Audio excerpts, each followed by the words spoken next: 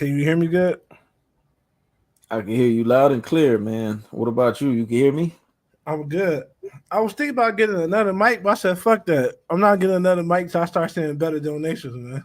There you go, man. I can Fuck afford these it. I can motherfuckers. afford a better mic, but this is good enough for them right now.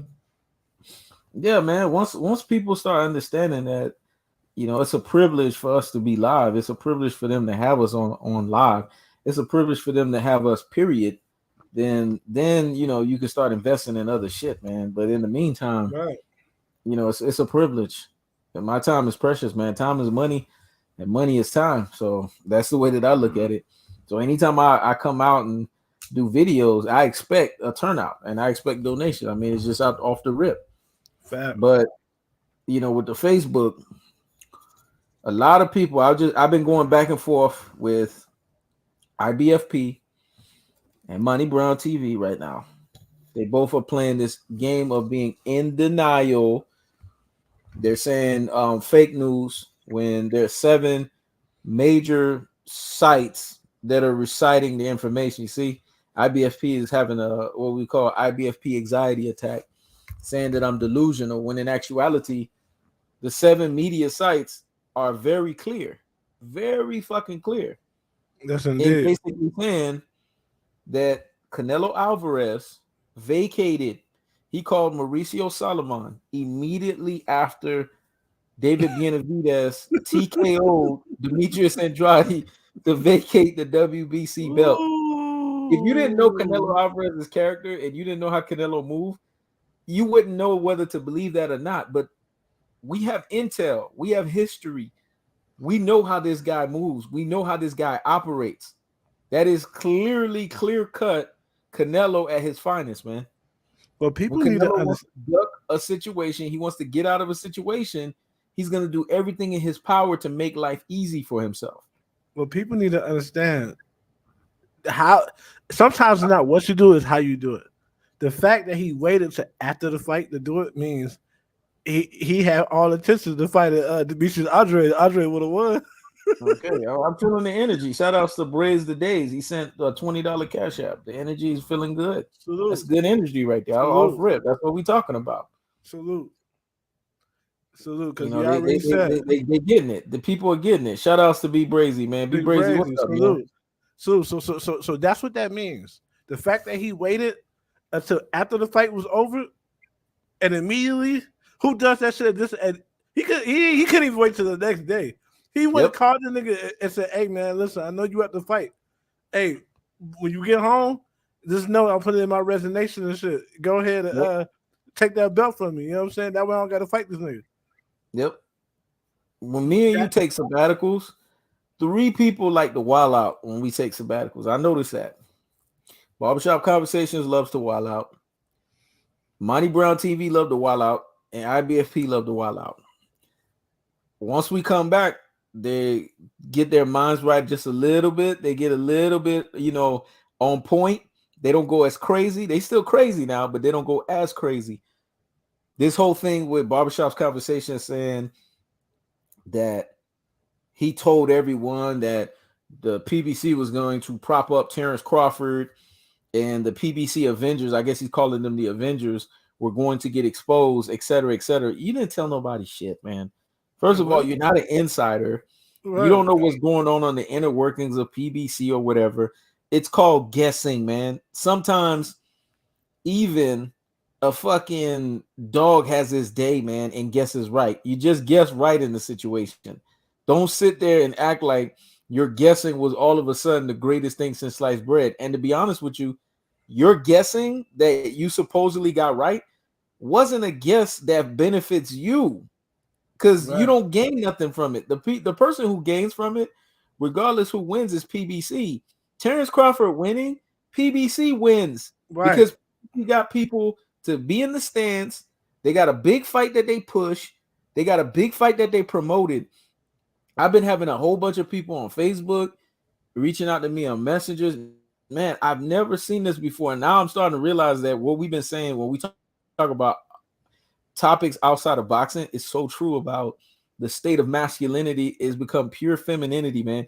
Guys are reaching out to me like as if they're my bitch or some shit like that, trying to beg me to come back, which is embarrassing, man, because I don't expect men to be doing that. I expect females to do that, not men. And it's pathetic. It's sad. It looks bad. But you know what? I guess they realize that when they surface through the landscape of what was out there currently right now, they're seeing that what they're dealing with is garbage. See, when we're not active and we're not moving and we're not talking, everything else, the level of everything else falls to the wayside. Is the standard falls to complete shit. Yeah. Because they don't have an actual voice that keeps them on the truth of what's going on. I wouldn't say that they're feminine for I would say that they may be humble because a lot of niggas are too prideful to do that. It depends on it depends on who's doing it and what type of presence do they have in your channel. If it's the trolls, it's always trolling your channel, the niggas who never support your channel, that's feminine nature because when you on the channel, you just be hating the whole time. Why the fuck you begging me to come back?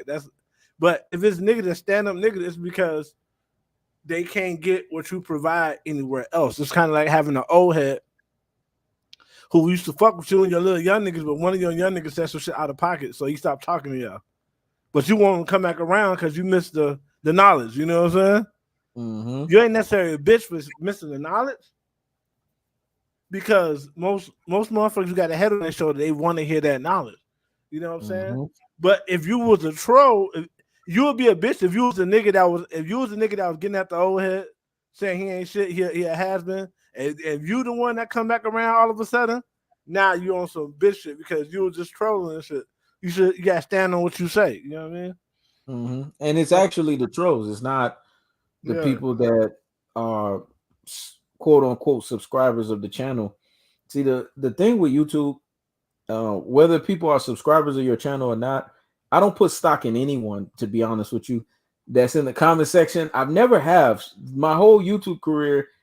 You know, it sounds cold-hearted to be that way, but you're like that too. I just don't put stock in people, period, because people are only as loyal as their emotions go, man. That's just the way that they operate, you know. And if their emotions feel that what you're saying in the moment doesn't fit what they're trying to see or how they view things, they'll leave you on a whim, man. That's just the way it rolls. And knowing that information and knowing that, it's like I don't really take people seriously.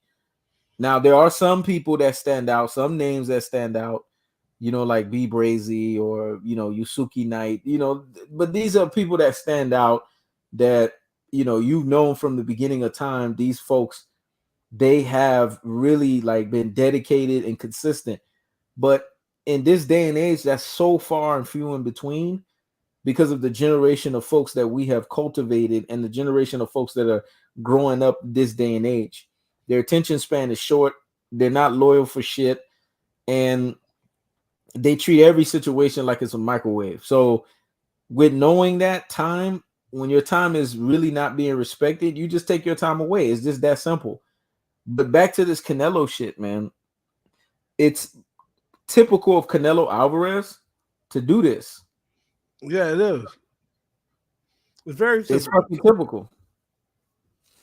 It's sad and it's pathetic that he has to do that.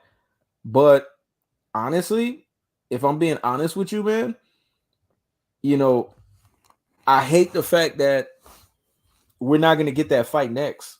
I have to prepare boxing fans for that. That fight is not happening next.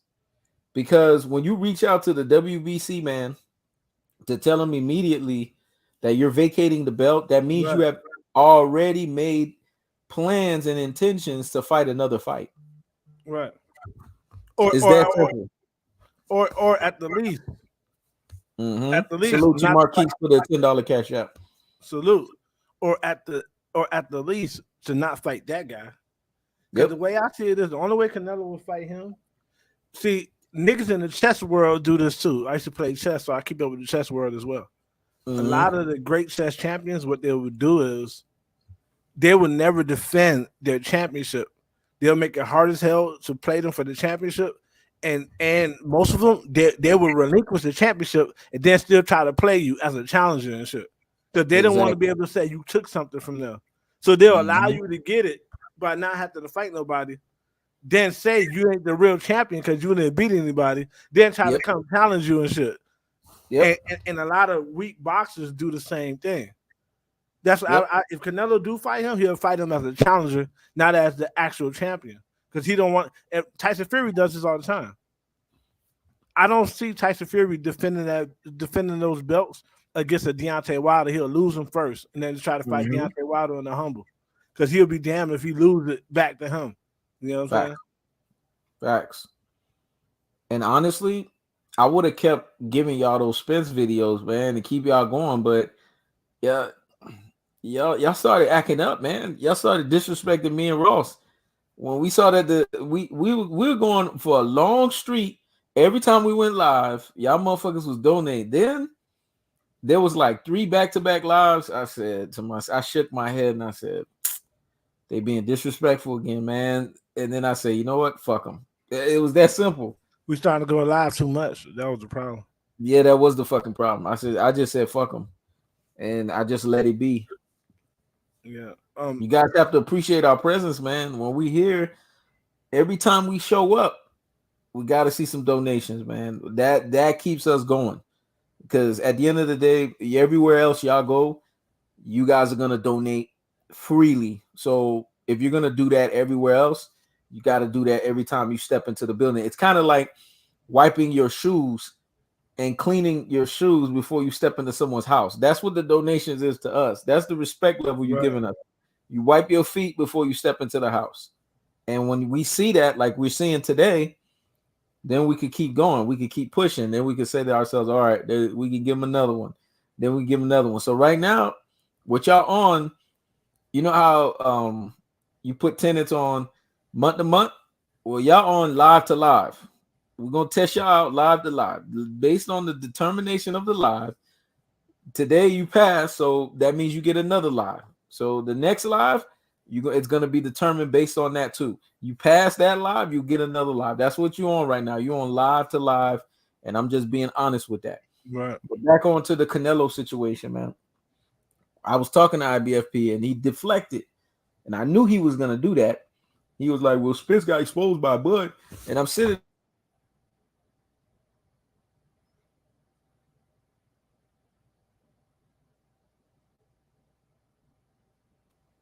Yeah, I said exposed by Bud. What the fuck are you talking about? How the fuck is he exposed by Bud? That shit don't make no. Yeah, how is Crawford? Crawford can't fight Benavidez. Crawford can't fight Canelo. Crawford just be talking. Y'all really believe Crawford and Canelo was gonna fight? Crawford can't fight Canelo, man. He's not Floyd. That's what y'all not understanding. He's not gonna wear those bricky ass gloves against Canelo. That shit dead, man. All that shit he got away with when he fought Errol Spence, that shit dead. He ain't gonna be able to do none of that shit against Canelo. All right, I'm gonna go get my DoorDash order. Hold on 1 second. You know what I'm saying? Like yeah, you gotta take everything Crawford say with a grain of salt. You gotta remember, this nigga been shot in the head before, man. He not all the way up. He not all the way there. You know what I mean? When it comes to intelligence and shit, he just be talking sometimes. He just be talking sometimes, man. You know what I mean? Like, but legally, he right. He only has one option. Legally, he has to fight Errol Spence. That's what he signed up for. That's what he signed up for. That's it. You know what I'm saying? At the end of the day, originally watching it and trying to do a live stream, it looked good because I didn't see the walk in and all that. I didn't get to see Errol Spence's the way he was looking before the fight. When I watched the fight a couple of times, yeah, that fight wasn't on the up and up. For me to give him the respect, I need to see him in real gloves. Like you seen Tyson Fury gloves his last fight. You seen how it was no defects in those gloves, and you notice he didn't have no power whatsoever. I need to see Terrence Crawford in real gloves, and I need to see Errol Spence with life in his eyes, not looking like he just woke up and shit. Let's be honest, man. The last fight with Spence and Crawford, was to give Terrence Crawford life, man. Terrence Crawford Right. has never looked like that against any fighter, man. Even it's sad when you have females that don't watch the sport of boxing that sound more reasonable than these casuals. That's even though they're casuals, you would think they have more of an understanding of simple concept of the sport of boxing. And even they come in and tell you, man, Crawford never looked that good. So right then and there, it's obvious that this man is building a multi-million-dollar home. Come on, man. This is obvious. Crawford has never built a home that big. That means the PBC money is life-changing for this dude, man. We've Yes. never heard of Terrence Crawford building a multi-million-dollar mansion. If you listen to all of these things, that's why I haven't been around, because if I was around, I would lead you guys to the promised land and explain these things to you guys. These life-changing things are showcasing to you guys that Terrence Crawford was built up so that he could eventually get torn down. Because what's going to ultimately happen is Spence is going to fight this dude twice at 154 and beat his ass twice at 154, man. Get ready for this shit. But right now, the reason why they're not even pushing this fight at the end of December is because they want to give Crawford time to build him up so that he looks good, so that he has time to enjoy the success and reap the success of his wins, and to kind of make him forget the slaughter that's going to be coming to his ass soon. Al Heyman's not stupid. Right. When you see this shit is postponed, it's to throw your mind off a little bit and make you enjoy the fact that you start believing in your own hype. You start believing the fact and forgetting the fact that this was a fake fight. Right. Taking time, because that's what the time does. Time messes people up. Even those that signed the fake ass fight contract, it makes them believe that what they fought was real. And the more time that Terrence Crawford has, looking like, you see what he says shit to Jerron Ennis, I'm the man at 147. Not you. You're gonna have to wait years from now.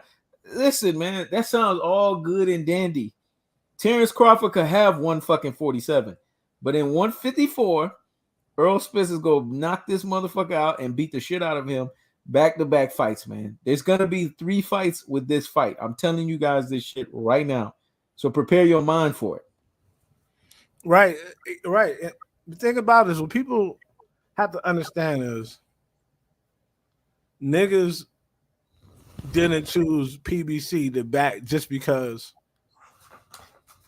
it's an all-black company. Yeah, we want to support our people, but I don't support all black business. I try to, but if I go up in there and I don't get bad treatment, I don't act rudely, I just never come back.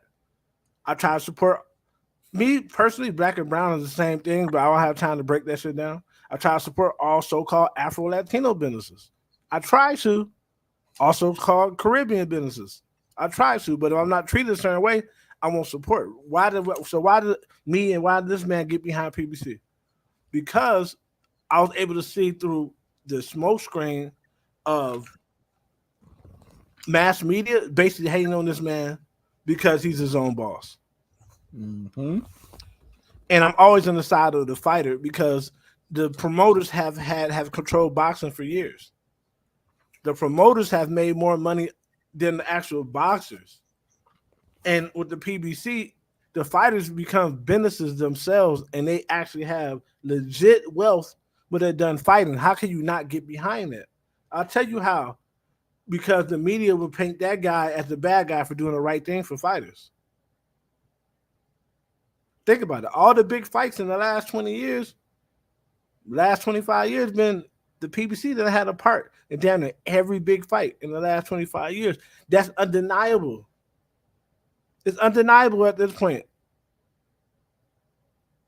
But if you've been brainwashed to see either a loud black man with an afro or hair sticking on top of his head in charge, or a sneaky Jewish guy in charge like Bob Arum, then you're less likely to deal with a black dude you rarely see who's behind the scenes. So you're more likely to believe anything people say about him because you think if somebody to come out in defense of themselves, then that means they're guilty. People automatically think that if a rumor comes out and somebody comes out immediately and it squashes that rumor, they think that rumor must be true. But masculine men don't work that way. It don't work that way. Shit get addressed when it starts affecting bottom lines, when it starts affecting your reputation amongst people whom can affect your bottom line and your quality of life. You don't squash a rumor because people who aren't on your level believe it. Who cares what they believe on the business level? Who cares what they believe? You start squashing rumors when they start affecting how many people come into the fights. That's when you come out and be like, blase, blase, blase, this and the third. So you never really, I don't believe you ever gonna see Al Heyman come to the forefront and speak unless he really has to, because that's not how power operates.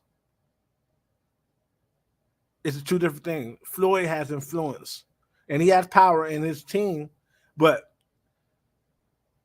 Al Heyman has power. Floyd has influence. That's why they work together. The power don't need to influence somebody. Power needs to know who to find to be the front man. Like the president doesn't control America, he's the front man. America's controlled by oligarchy. If you don't know that by now, then you don't understand how government works. Government is controlled by powerful men that you will never see. The president is like fucking dude, Roger Goodell. Roger Goodell don't control the NFL. Roger Goodell do what the owners tell him to do. He just takes the blame for all the shit. You know what I'm saying? He just takes the blame. You know what I mean? Great point.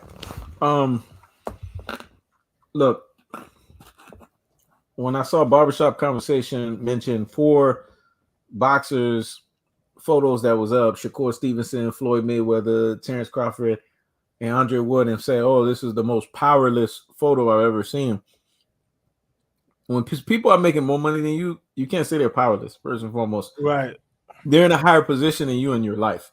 So right. Be humble. Be humble. Right. Secondly, 3 of those 4 guys, well, 2 of those 4 guys are what they are, and that's Floyd and Andre Ward. Shakur Stevens has the potential. Terrence Crawford had a fake fight against Earl Spence. After the next 2 fights, people will really know who Terrence Crawford is. But the bottom line is, as is now, you had a photo of 4 guys that were undefeated. And this is why I always get behind certain people. I always get behind certain people for a certain reason. I got behind Shakur Stevenson not because I was biased or whatever. It's because I already knew what Shakur was going to be. Shakur was going to be the fighter. When he moved up to the lightweight, he was going to be that fighter that was going to expose Devin Haney and then send Devin Haney packing. Devin Haney's time was going to end with Shakur. Devin Haney is on a lifeline, and he's been extended because of the following that Devin Haney has been able to acquire through the LDBC. It's kind of delayed the process. It's extended the process. This is how you could tell boxing fans are not really boxing fans.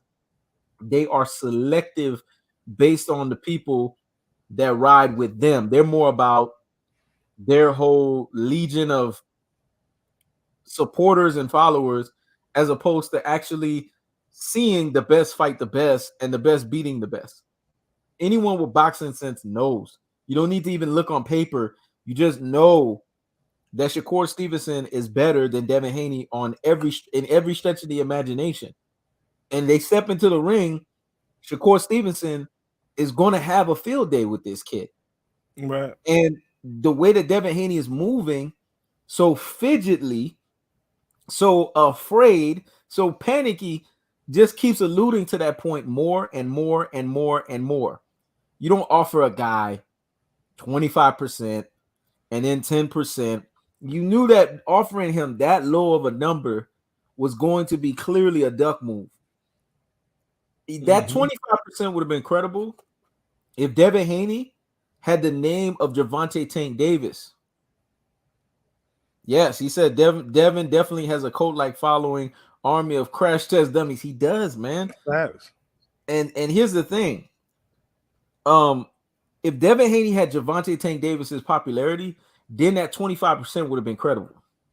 But he does not have that level of popularity. Nobody fucking knows him. Right. So it should have been a 60-40 split. 65-35 if you want to be extra, but 60-40 is reasonable based on the level of popularity. And if you don't take it, he's ducking. Exactly. Because just like I always tell people hate this. I always tell people Manny Pacquiao was the reason why the fight didn't happen right away. Manny Pacquiao was ducking that fight. Either he was being told to duck by Bob Arum to drive the prices up, or he just didn't want that fight. Because that was the most money he had ever. That would have been the most money when Floyd really won the fight in 2009 that Pacquiao would have made in all his career combined. $40 million up front. This motherfucker said, "Nah, I don't like needles." He ain't want that. So if Devin Haney turned down this fight because he ain't the A side, it's because he don't really want that fight. First of all, you're not the A side.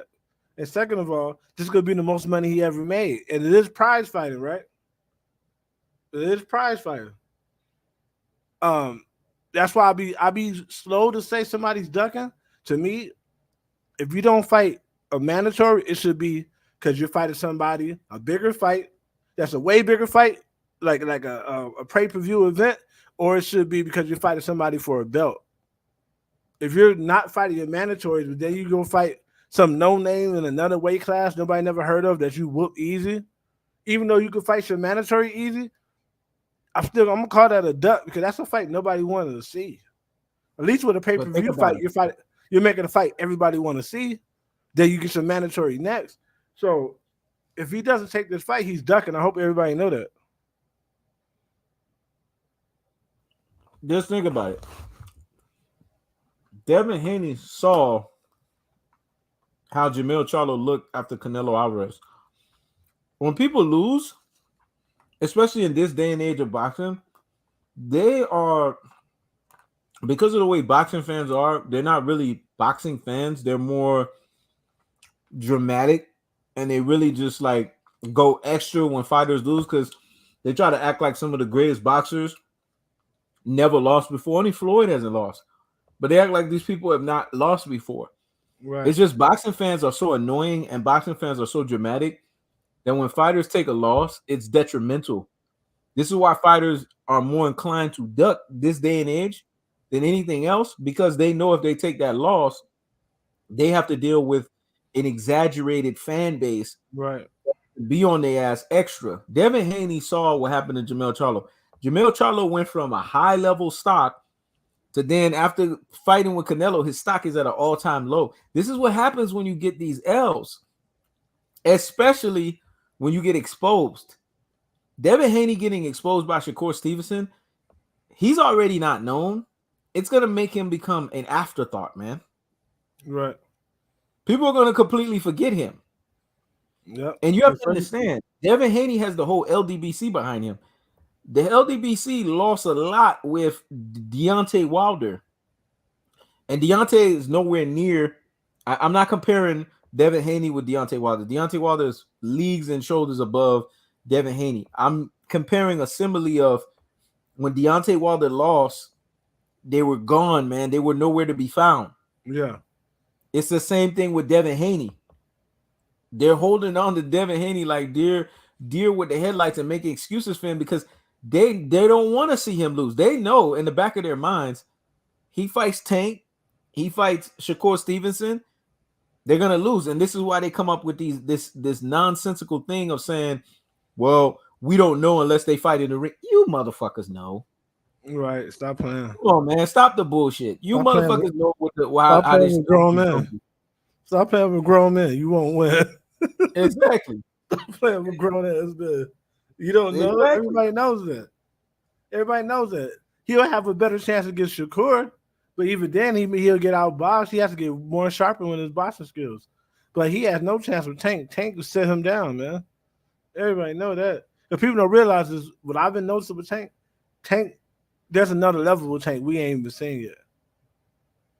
There's another level with Tank that we ain't even seen yet. Like it's like Lamar Jackson. There's a whole nother level of Lamar Jackson we haven't seen yet because he hasn't had any weapons.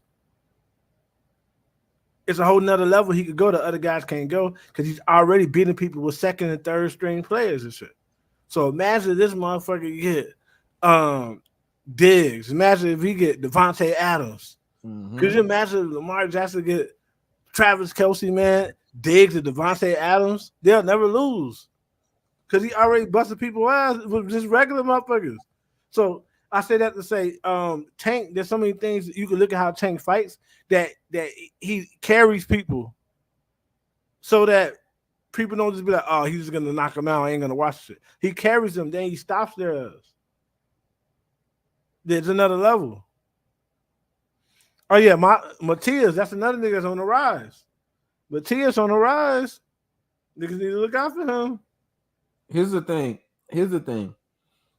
Shakur Stevenson, the reason why he supposedly, like they say, he performed, I don't think he performed bad. I think he had the type of performance that Gervonta Tank Davis had against Pitbull Cruz. He had that level of performance against Edwin Santos. The reason why I say this is because when you're expected to fight a certain fighter and you're negotiating that fight, and then you get pushed out of negotiation to only fight a last-minute opponent, you're not properly given time to properly train for that opponent.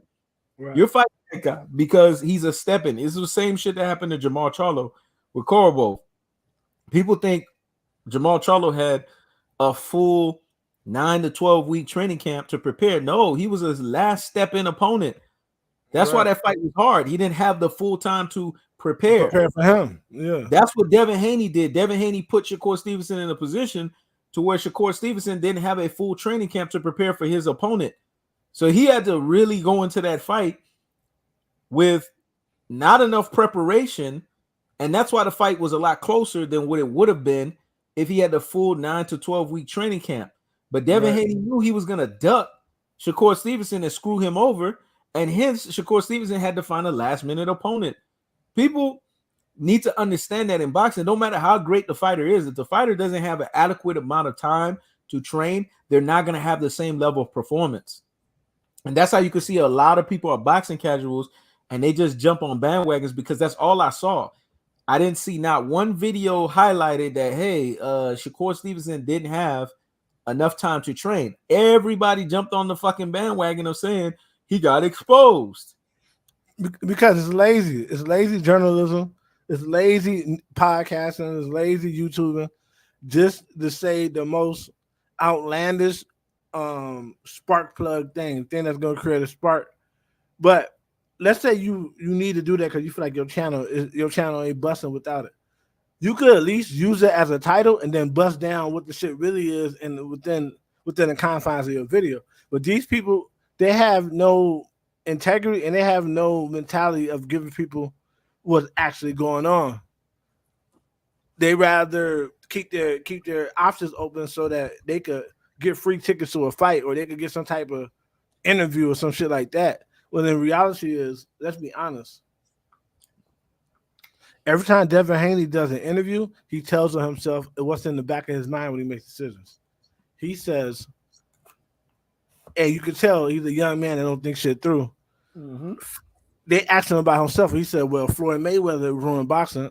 They'll be like, why? Because Floyd Mayweather was undefeated. Being undefeated don't ruin boxing. Yep. Avoiding certain fighters. Not making certain fights. Boxing falling off while you the face of boxing makes boxing worse. Truth be told, in the last Devin Haney's the weakest undisputed champion. Just like Sean Porter was the weakest WBC welterweight champion, Devin Haney's the weakest undisputed champion in boxing. Let's be very clear about that. If we're being honest, in the last 5 years, the people who have brought boxing down has been Anthony Joshua, Tyson Fury, and Canelo Alvarez. Yep. And now Devin Haney's added his name to that list of the people who went out their way to take fights that the boxing public don't want and put it on pay-per-view. It's one thing to fight for free. Fight for a subscription channel is one thing. When you put something on pay-per-view, it has to be a success. It got to be a banger, man. If it's a one-sided fight, it got to be a clinic. Like Floyd. You might have seen Floyd winning the fight, but guess what? You seen Floyd winning the fight with superior virtuoso talent. Like watching Kobe in a blowout. You still watch the whole blowout because Kobe's doing shit that only he could do. But when you He watch, beat a Cambosos that was no longer hungry, that didn't have that Teofimo Lopez hunger. So that was an easy and you could tell Bob Arum the way he moves. Bob Arum was looking to screw any and everyone in that situation, Teofimo right. Lopez and Vasily Lomachenko. So he didn't even give them an opportunity against Cambosos. He wanted to slide in. Bob Arum was notorious for that. He'll always slide in the new guy. So he slotted in Devin Haney. Though Devin Haney had the weakest undisputed run, fought a Lomachenko way past Lomachenko's prime. Let's be honest, man. And still, the fight was part of that is on Lomachenko though. Lomachenko's another one that ruined boxing. Part of him fighting Lomachenko way past Lomachenko's prime was Lomachenko. Lomachenko should have fought him when he was his mandatory and he didn't fight him. So that's on him. You know what I'm saying? But other than that, yeah, Devin Haney's becoming a problem in boxing and not in a good way. He's becoming someone that's in the way of boxing. Canelo's in the way of boxing. Tyson Fury, Tyson Fury won these belts? Who has he fought? Right? Why is Tyson Fury not making fights with legitimate heavyweights? Why not? You know what I'm saying? Devin has tried their hardest to make Cambosos into a killer. Cambosos ain't no fucking killer, man. Right. He just beat Teofimo Lopez. He just beat Teofimo Lopez, who was never like that. Exactly. Well, Teofimo Lopez not like that either. He hits hard, but he's wild and he has no discipline and he gets flustered. I can see him getting washed 12 straight rounds by Shakir just because he gets flustered, right? Mm-hmm. After fights, he says shit like, I don't even know why I'm doing this. You're 23 years old. What the fuck else you gonna do? You dedicate your whole life to this. What do you mean? You're gonna retire? Anytime something don't go his way, he runs. So imagine the first 6 rounds don't go his way, he gonna fold. He don't have the mentality for this shit. You got the athleticism. Crawford is another fighter that ruined boxing. And the reason why I say that is because all these guys have one thing in common. They fight people with crutches. Devin Haney was fighting Vasily Lomachenko at a crutch. He fought Cambosos at a crutch. He fought what's that dude's name? Yakuris Gamboa at a crutch. Mm-hmm. This dude's always been fighting people at crutches, man. He doesn't have no signature performance where he's beating somebody where you could legitimately say he definitively beat a guy that was quote unquote dangerous. And when he is put in that position to fight these guys that are quote unquote dangerous, his whole boxing conglomeration of delusional cult-like fans find a way to weasel him out of those matches. Right. They weaseled him out of Shakur Stevenson. Is there who the fuck is Shakur Stevenson? Fuck that nigga. It goes to show you how black people can really shit on other black people. And that's why I did the shorts with Shakur Stevenson, where Shakur was like, I think Shakur had a wake-up call where he was like, you know what? Now I see why Tank is why Tank acts the way Tank acts with you guys in the media. He's starting to understand that because he's experiencing it. Right. And he was like, that's why Tank goes incognito on you motherfuckers. Because you motherfuckers don't show us no respect. You're very selective on who you want to pick. But he was already throwing his shots out on who he needed to throw it out. Because I'm being honest with you, man. There's certain fighters, you could look at their DNA and their body language. You know if they're going to win a fight. And I don't care what anybody tell me. When I look at Shakur Stevenson's DNA with Devin Haney, his DNA tells me he will beat Devin Haney in a fight. Right. I've seen the both of them when they stand in the ring together and they talking. It's very clear whose DNA is letting you know who's going to beat who. And right. Devin Haney knows this. And the reason why Devin Haney knows this is because you could see in body language and you could see when two people are in front of each other, when one person automatically defers to the other. This is the alpha beta we be talking about when we say alpha and beta. You could see who's the beta in the room. You could see who's the alpha in the room between the both of them. Devin Haney always defers and turns into a little mice when he's in the room with Shakur Stevenson, man. It's so obvious. Right. Like, you have the belts or whatever, and you running away from the stage. Floyd ain't never done that shit. Even when somebody interrupt Floyd, man, Floyd always wants to establish dominance. So you in the stage, Floyd is still going to get in your face and be like, motherfucker, da-da-da-da-da-da. Right. You sitting there walking away, and then Shakur's telling you for now. for not. I mean, just being straight out disrespectful to you. Right. You the champion. Even though he stepped into the ring, you supposed to be right there, jaw jacking back with him to prove and showcase dominance, not just walk off. The fuck? Right. At the least you don't leave. At the least you do not leave that ring before he does. I mean, you can even do a Super Bowl move and just ignore him and act like he's not there, and dap up niggas around him and shit. Like, what's up? And reach over him like he ain't there and shit. But you can't leave that ring before he does. Exactly. You know what I'm saying? You know what I mean? Like, you can treat him like he one of the workers there. Like, hey, watch out, man. Hey, what's up, bro? You know what I'm saying? Exactly. Hey, watch out. But you can't leave that ring. You know what I'm saying? But and that's what he did. He left the ring. At the end of the day, what boxing needs to do to reestablish dominance, because the UFC think they're doing something, boxing needs to every 3 years do Super Sixes in every weight class. Every 3 years, a Super Six in every weight class. So every 3 years, the top niggas gotta fight each other. Mm-hmm. The top niggas gotta fight each other every year, every weight class. And you can stagger it out so it's not happening in every weight class at once. But it got to be Super Six winners. That needed, because right now Undisputed is a joke. It has been a joke for a long time. Especially, I'm gonna be honest with you. Once Devin Haney won that shit been a joke. It was a joke. It was a joke way before then. No disrespect to Zab Judah or Baltimore, but Floyd beat both of them easy, and they both was undisputed. And they just didn't let Floyd become undisputed. There's been a lot of niggas who was undisputed who didn't really deserve it. Who fought for vacant belts and shit like that. Now, 9 times out of 10 nowadays, majority of undisputed fighters fought at least 2 people for vacant belts. They didn't even beat the actual champions for the belt and shit. So you gotta take a lot of undisputed with a grain of salt, man. Facts. I'm glad you said that, because when it's all said and done, man, if we're being honest with ourselves, all of these guys that are quote unquote undisputed champions are jokes. Terrence Crawford never really fought anyone the likes and the level of an Earl Spence, but he does to Earl Spence what he did to Earl Spence that he's never done to lesser opponents. Come on. Like, yeah, but you gotta understand with the Super Six, indictment on boxing fans, man, and boxing fans' ability to cover the sport of boxing and see what they see. A lot of boxing fans are not really fire like they say that they are, right? Because in that moment they were supposed to prove themselves if what they saw was bullshit, and they went along with the bullshit. That's why I don't respect a lot of boxing fans, bro.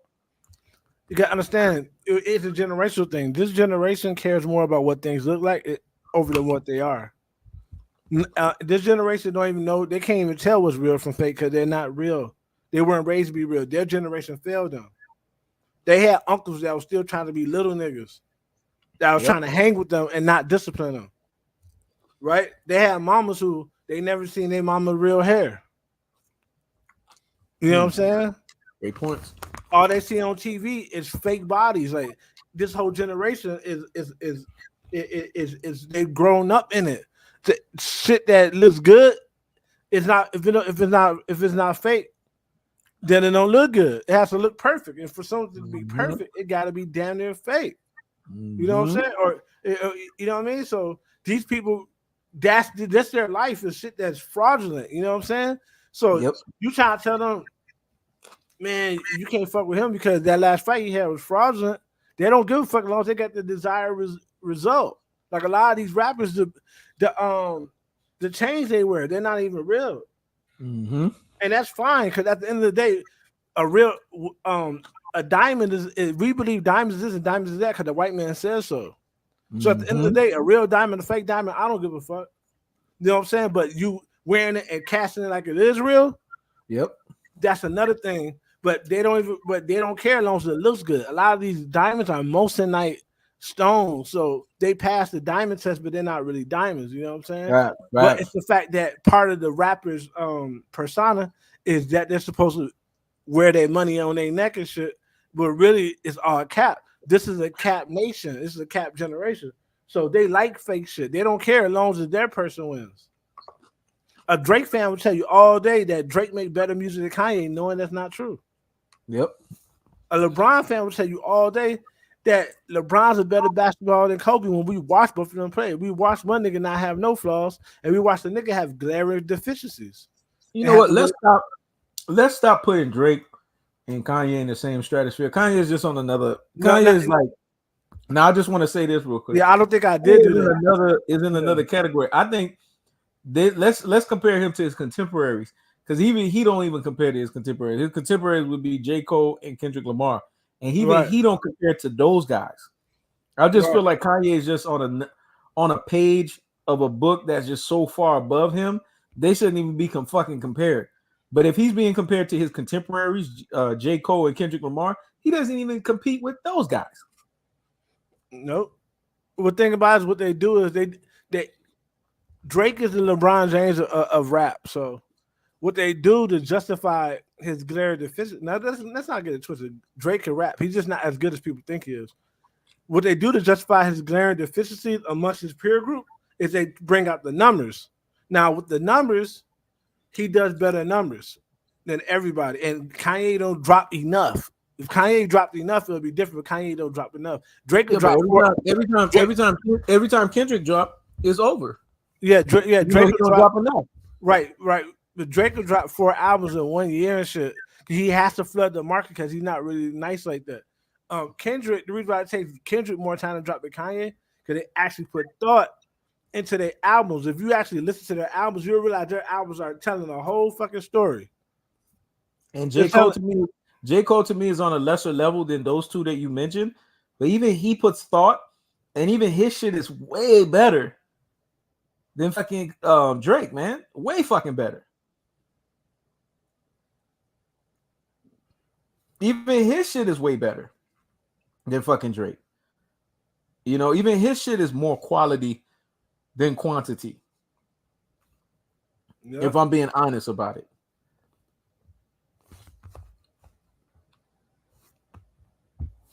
You know, from the perspective that I look at it, if I'm judging the perspective of J. Cole and, you know, Drake, I mean, yeah, J. Cole may not be as talented as Kendrick Lamar or as talented as Kanye, but he's 1,000 times more talented than fucking Drake.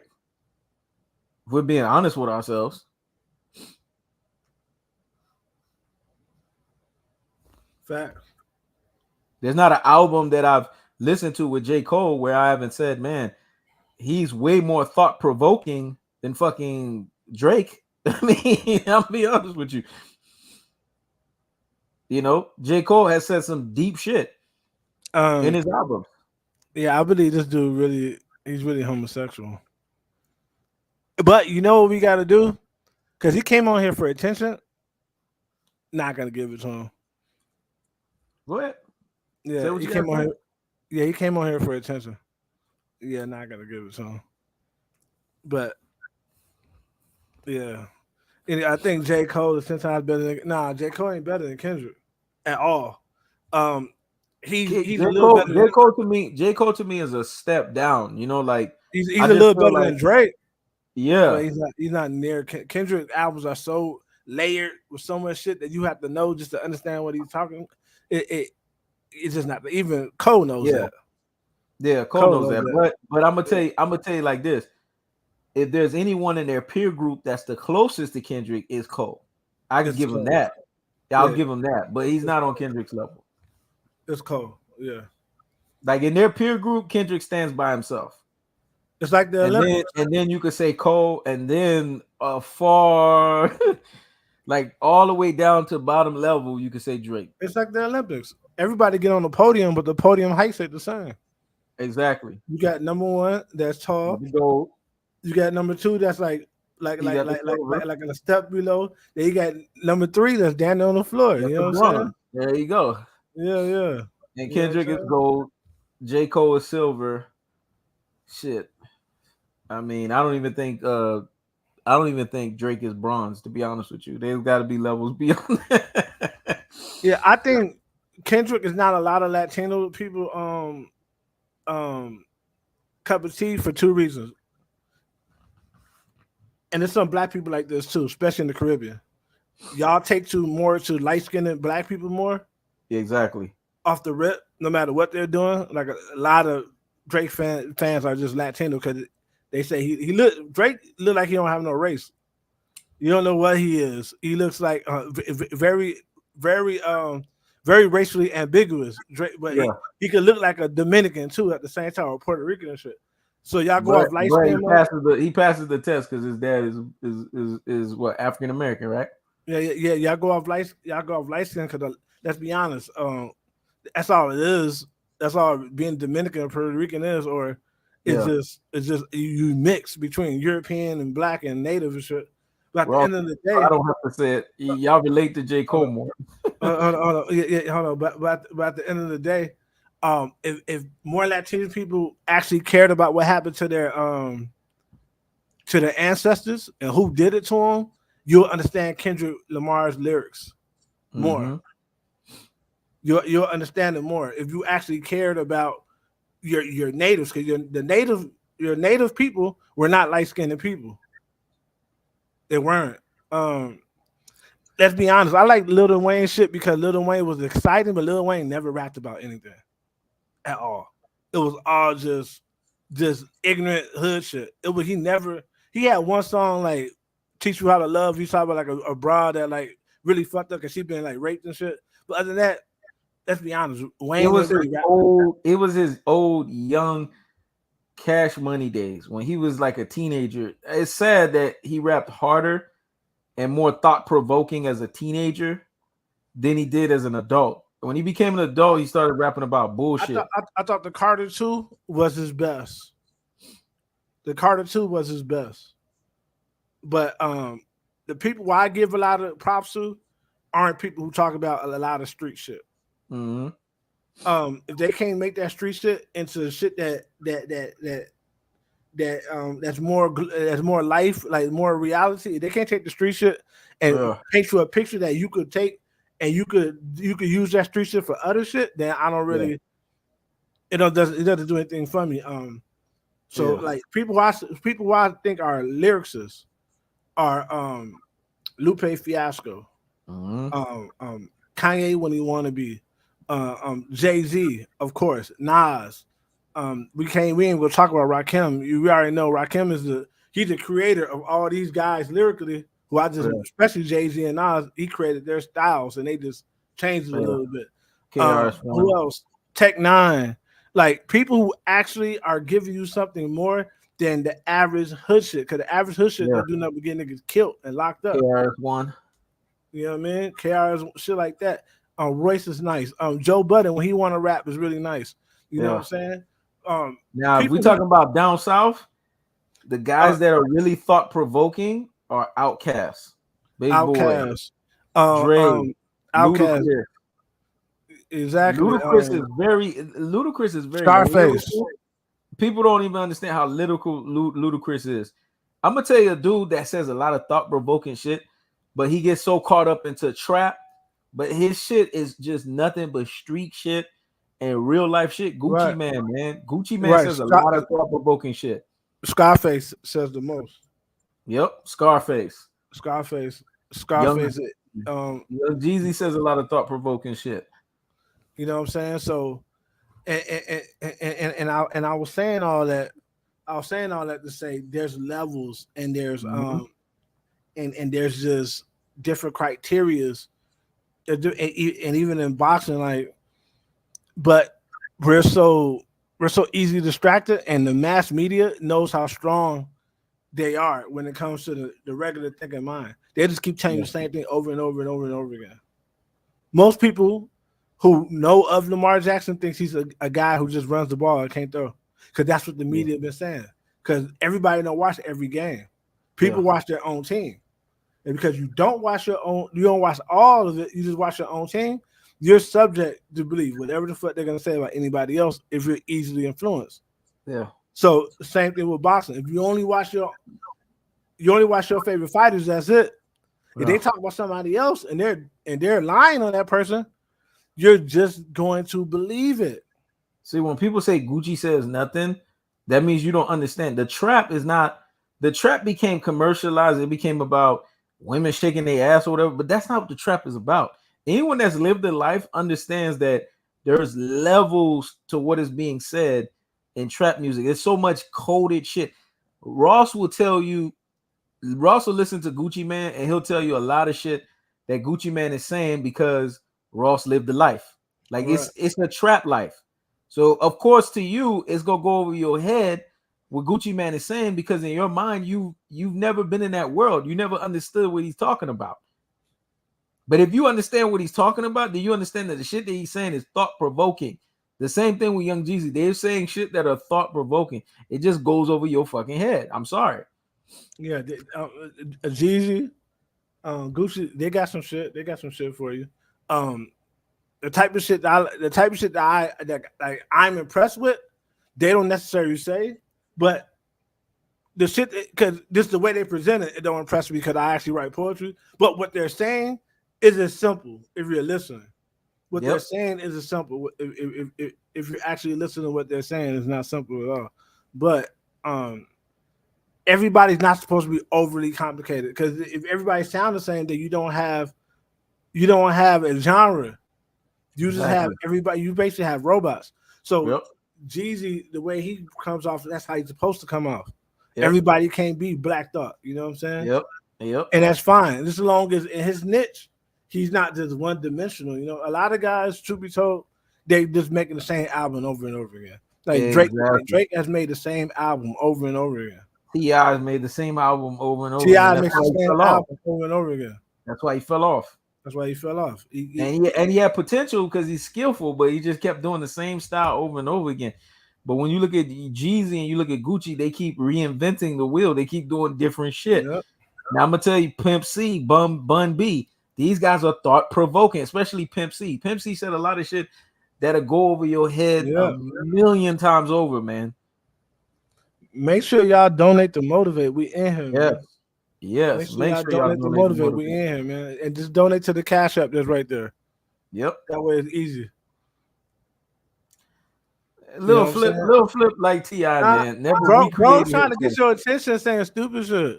Lil Flip can rap though, but he never made a good album to me. But Flo, I've been ignoring dude because he just saying shit. Like he came in saying, "Oh, we hate guys with big dicks." Like he just saying. I mean, it's obvious. It's obvious that he's from the Omaha, Nebraska. I don't think anyone from Omaha, Nebraska got taste, man. That's what I fucking think, man. Right. If we're just being honest with ourselves. You know what I'm saying? It's just you say Lil Flip has great albums, man. You might as well put Chameleon there with Lil Flip, and Chameleon there was a one-hit wonder. And a lot of those guys probably skilled enough to have given us classics, but unfortunately, the way the music business runs, they run by monkey see, monkey do. That's why I took Kanye. Kanye's album had been done before 2004 when he came out. This shit was supposed to come out before 50 Cent shit dropped. But they was holding on to him because his shit wasn't talking about hood shit. It wasn't talking about ignorant shit. So they didn't want to put it out. They was holding him back. Because the way they saw it was, this should come out and it hit. What do we do with the rest of our acts who's still doing this shoot 'em up bang bang shit? So they really want Kanye to even drop his music. Because that's not how the music record labels go. So unfortunately, we don't even know what Chameleon is a smart guy. We don't even know what he really wanted to rap about. Because you could tell he got more to rap about. Rap. If it's anything that's not rap, if it's business related, Chameleon is a smart dude. Let's be honest. But when it came to rap, he had a shelf life. Let's be honest here. Yeah, but I'm telling you why he had a shelf life. I'm quite sure he came in there and just looked and said, "Damn, the only way I'm gonna get it is if I gotta wear this do-rag. I gotta wear this cap. I gotta wear this big ass shit, and I gotta rap about shit that limits me." Smart people who could rap about intelligent shit. He was choosing to rap about that because that's how he's gonna get his deal. So you got a lot of these dudes who actually could rap about more shit, but guess what? If they do that, they don't get on the shows. If they do that, they don't get paid because people who don't look like us control our music. Yeah. You make People, a good point with that. You make a good yeah, point with that. But my thing is, I'm looking in the comment section and they're giving credit to people that didn't have the ability to reinvent themselves, man. It's something when an artist can reinvent themselves and still be relevant time yeah. after time after time after time. The reason why T.I. fell off, he couldn't be relevant. The reason why Lil Flip fell off, because he couldn't be relevant. But a guy like Gucci Man, a guy like Young Jeezy, I know I keep mentioning their names, a guy like Future, these guys keep reinventing the wheel, man. And that's creativity. That's genius to be able to do that. Kanye West reinventing the wheel. Kendrick Lamar reinventing the wheel. J. Cole reinventing the wheel. Let's be honest.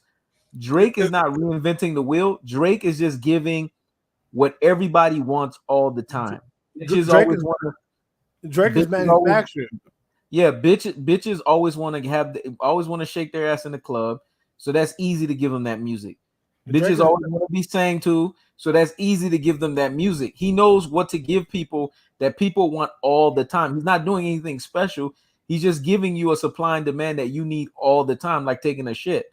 That's why he stays relevant. if Drake if Drake was dark skinned, Drake would have no fans in the Latino community like that. If Daddy Yankee and Bad Bunny was dark skinned, their ass would not be big like that in the Afro Latino community. They just wouldn't, because y'all suffer from a lot of the mental setbacks of slavery. That there's black people that are like that too. Don't get it twisted. There's black people who don't like dark skinned people, who actively look out lighter people to marry and shit. That's a slave mentality. But I see where you're going. I see where you're going with the Daddy Yankee because of the color. But in the category of Daddy Yankee relative to Drake and Bad Bunny, I agree. Bad Bunny and Drake, they're just not talented. But Daddy Yankee to me is talented, man. That motherfucker I'm not talking about talented right now. I'm saying regardless of their talent, they wouldn't fuck with them. They wouldn't fuck with them. In their country, they hide black people. There's black people in every except for like except for I think what is it in South America? Right, because there's reggaeton artists. There's reggaeton artists that are darker than Daddy Yankee that are actually more talented than him, but they don't get the same buzz. So you're right. They would never get the same buzz. They're a reggae artist more talented than Sean Paul in Jamaica. Damn it, everybody dark skinned in Jamaica, but Sean Paul was the biggest one. Why do you think that was? Because they suffer from that shit too, even over there. You know what I'm saying? But at the end of the day, I never heard anything Drake said that made me say this man is a genius. This man is talented. Like, damn, that's dope. Never. He had never said anything. And a lot of rappers are like that. They're cool and they say shit that's slick, like, but they don't impress me lyrically. You know what I'm saying? And Drake has never like impressed me lyrically. Like Drake had one opportunity to impress me and he failed.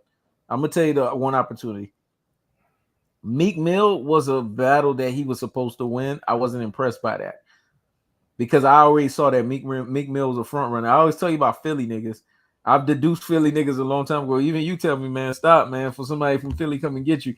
But I need to deduce these Philly niggas a long time ago. A bunch of them are front runners. So I expected Drake to do what he did to him.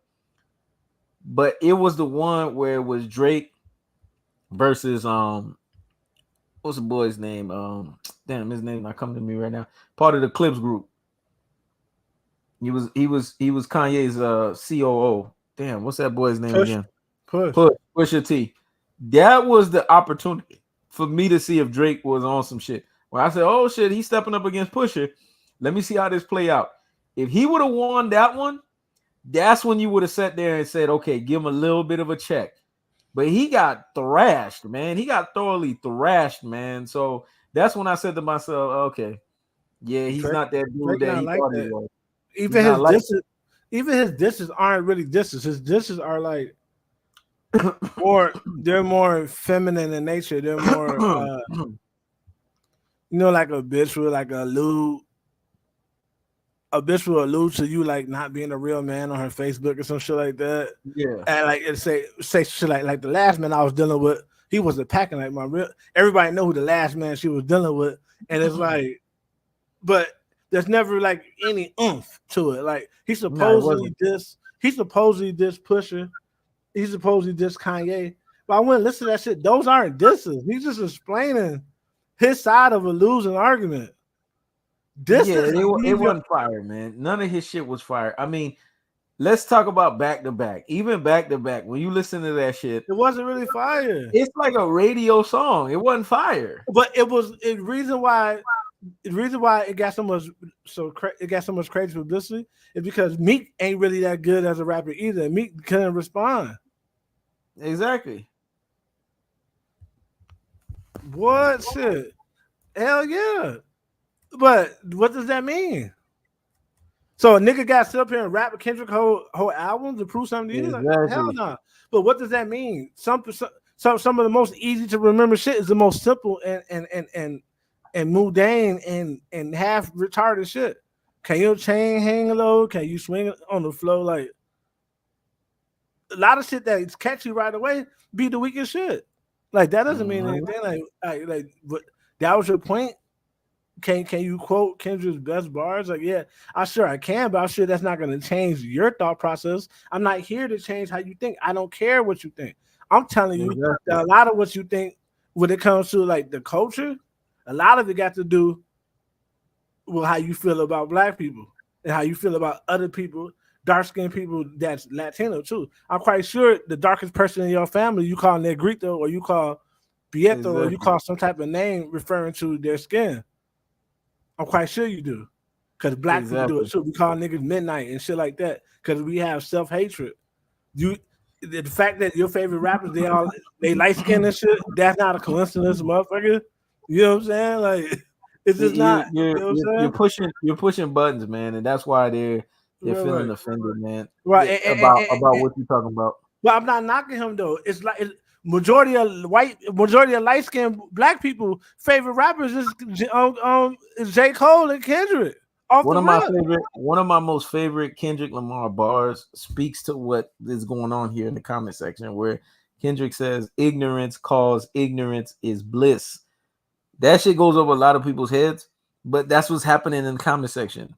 Ignorance is bliss, and the ignorance that's bliss is the fact that you think J. Cole or you think Drake is over Kendrick Lamar. You have to understand there's levels to someone's thought-provoking way of interpreting stuff. This has nothing to do whether if it's West Coast, East Coast, I'm on the South Side, I'm on the East Side. It has nothing to do with none of that shit.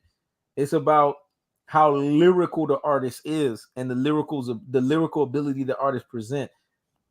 Kendrick Lamar does not come out often, but every time he comes out, universally across the board, people that are in the clubs and people that are street all unanimously run to Kendrick Lamar's album. That tells you how powerful he is as an artist. That means he's a movement.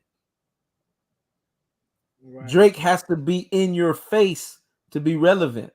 That is a completely different thing. Like it is just night and day, man. I'm sorry, it's night and day. But anyways, we went off topic a little bit. Let's reel it back in, man, to the matter at hand.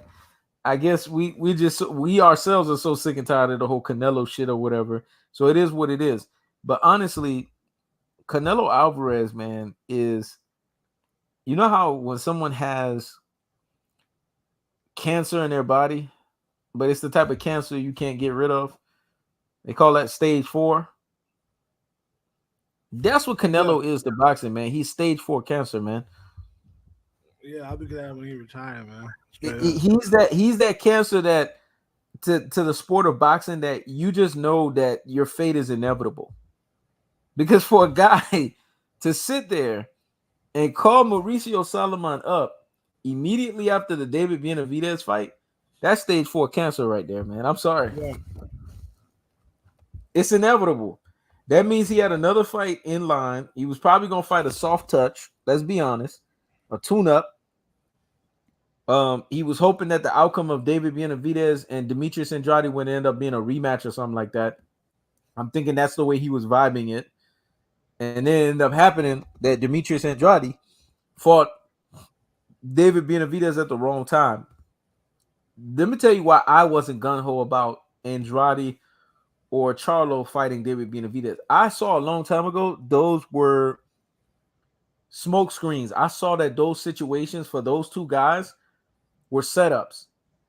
And the reason why Canelo kept pushing Demetrius Andrade and Jamal Charlo to fight David Benavidez is so that they could try to handle what he couldn't handle himself. Right. And let's be honest, Demetrius Andrade did not acclimate to 168 enough to be able to have that fight. He just fought him at the wrong time. Right. So, and here's the other thing too. I'm going to say this and you're going to be like, man, I'm sure you saw it that way, but I know you. If you didn't see something, even though you see things on every level, if you don't see something that way, you'll admit it that you didn't. Do you know that he fought a Demetrius Andrade that really wasn't even fighting like that, man? This dude was not an active boxer. I'm gonna be honest with you. I'm gonna say something, and it's gonna hurt a lot of people's feelings. But you know, over here we like to be honest. His win against Demetrius Andrade is not even credible like that because he fought a guy that really wasn't active like that, man. But thing is, and that's the reason why people like Canelo need to be phased out of boxing. All this is Canelo's doing. Because these guys and him not being active is his fault too. These guys get teased with getting a big fight. Canelo was at one point all these guys mandatories. They're all chopping at the bits to fight him, waiting on a big fight. Yep. They don't get it. Waiting on a big fight, they don't get it. Yep. They should have been fought each other a couple of years ago and said fuck Canelo. The thing about it, if everybody who Canelo supposed to fight just all of a sudden say fuck him, start fighting each other, it expose him. But they should have did that shit a long time ago. Now I think what Demetrius is seeing with Jamal, I think what they both are seeing, because you mentioned it for years, instead of them being put in a position where they had to fight David Benavidez, those two should have been they should have stayed on the crash course at 160 to fight each other. It would have been a way more competitive situation for the both of them if they both stayed at 160 and fought each other, as opposed to trying to do this 168 against David Benavidez, a guy that really is dangerous at 168, and they haven't fully acclimated at the weight class to fight him. Right. And they did that shit chasing Canelo. Yep. That should be told. Canelo only 5'7". He supposed to still be at 160.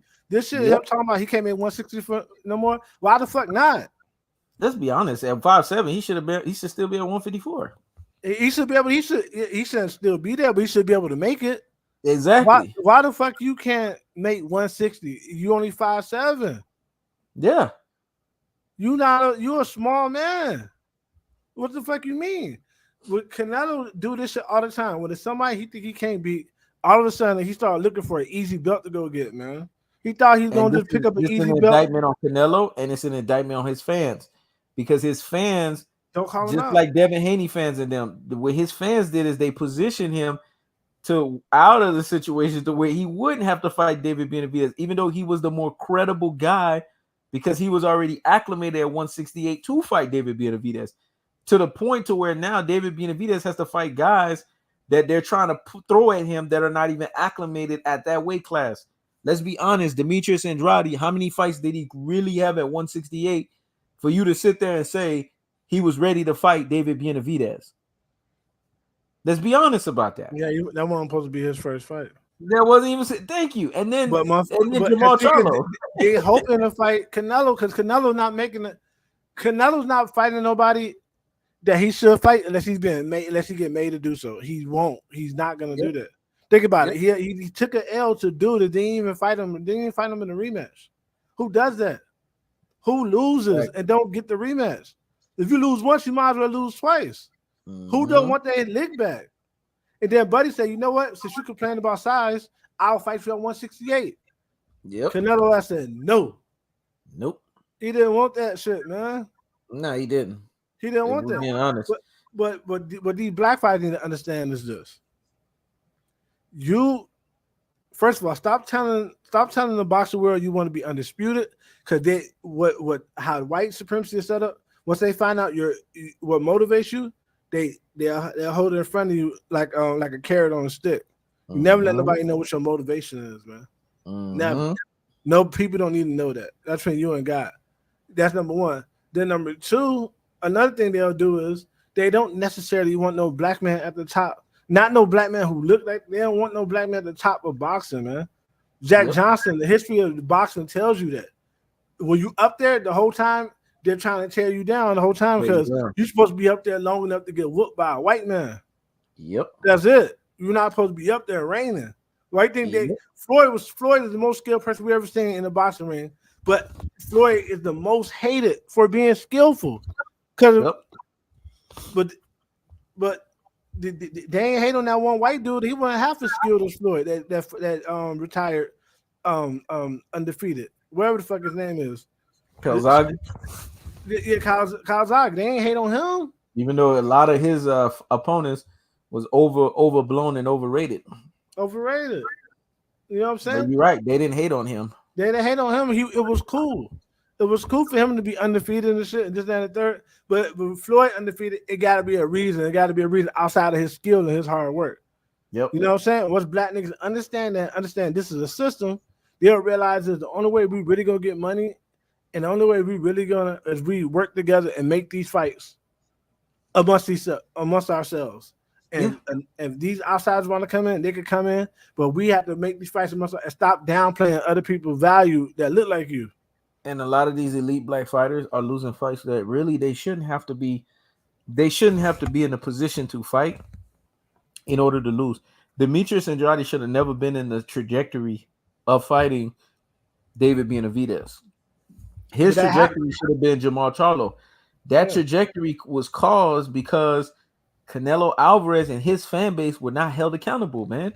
That's why that trajectory was caused. They weren't held accountable, and both of these niggas don't feel like they validated unless they beat Canelo.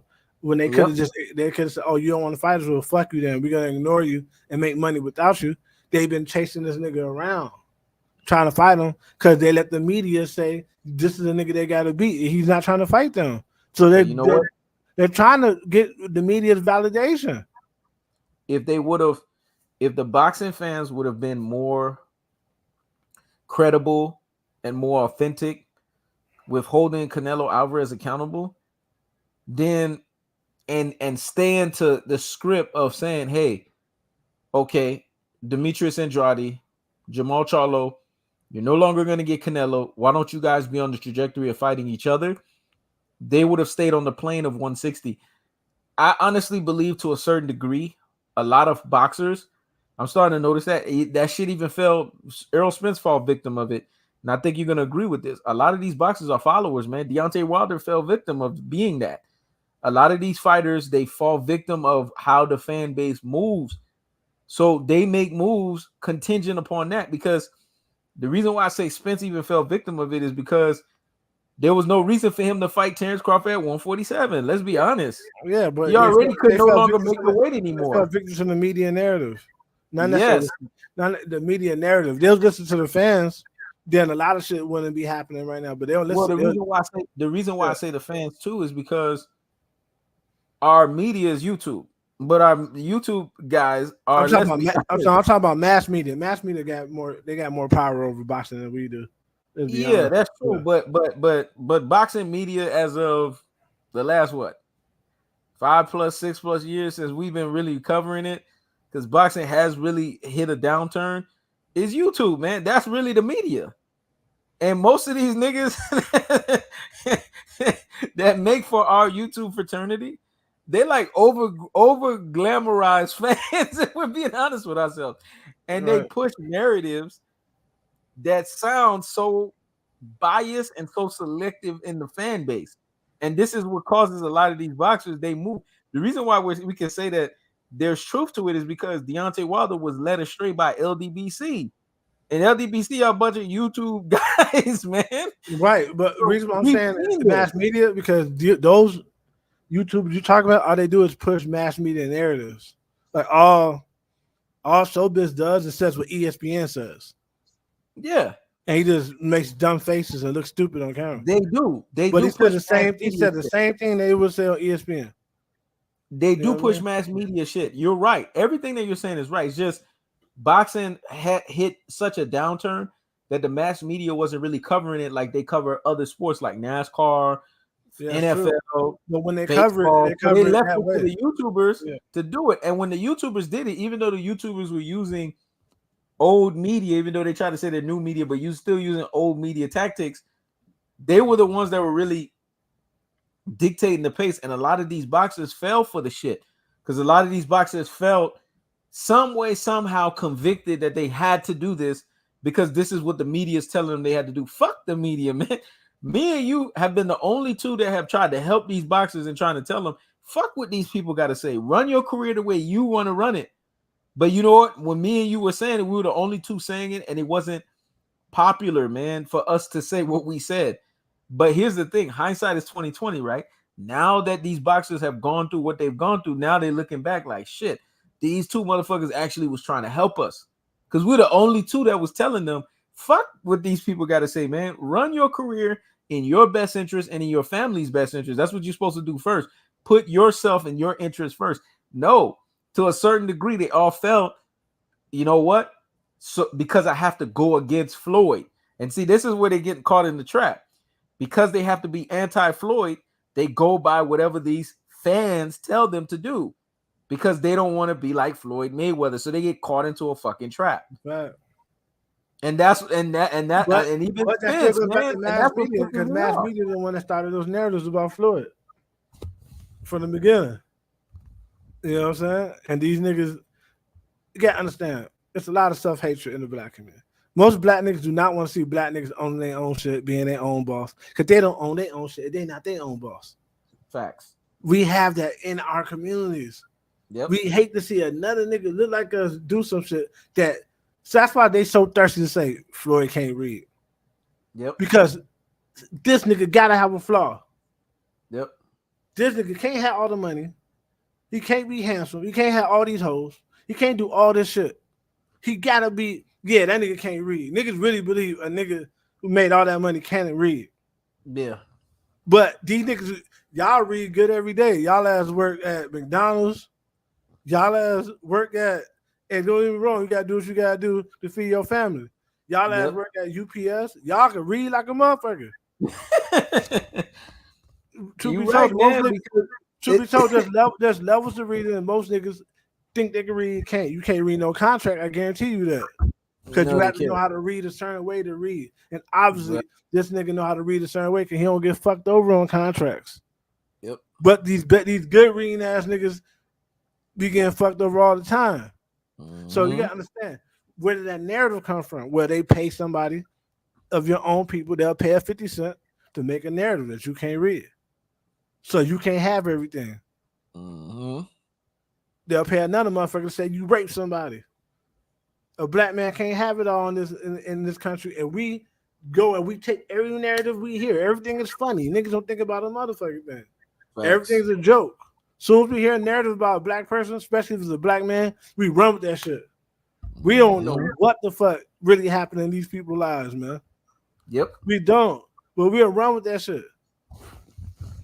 And that's why I said, with this whole LDBC and all of this other nonsense, it's coming to the forefront, man.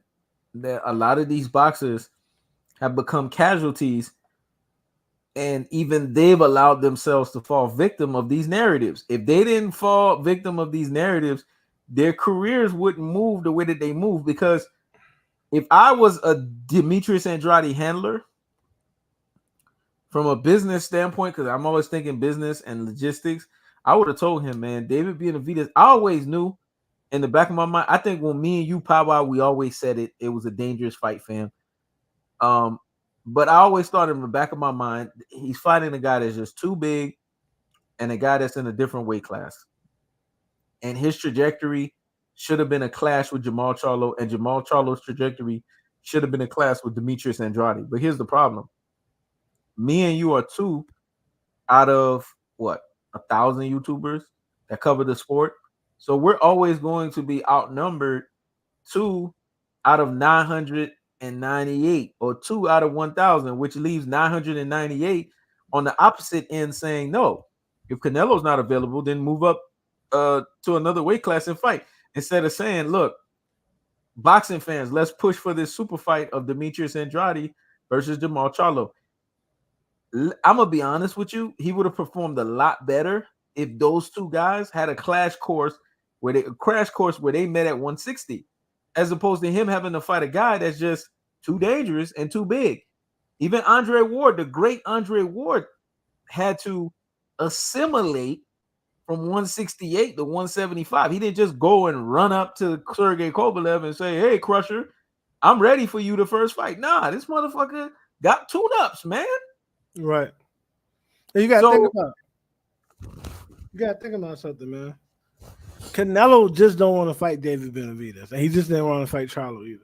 What he want to do is these guys to beat up each other badly. Then he come in and he clean up the broken pieces.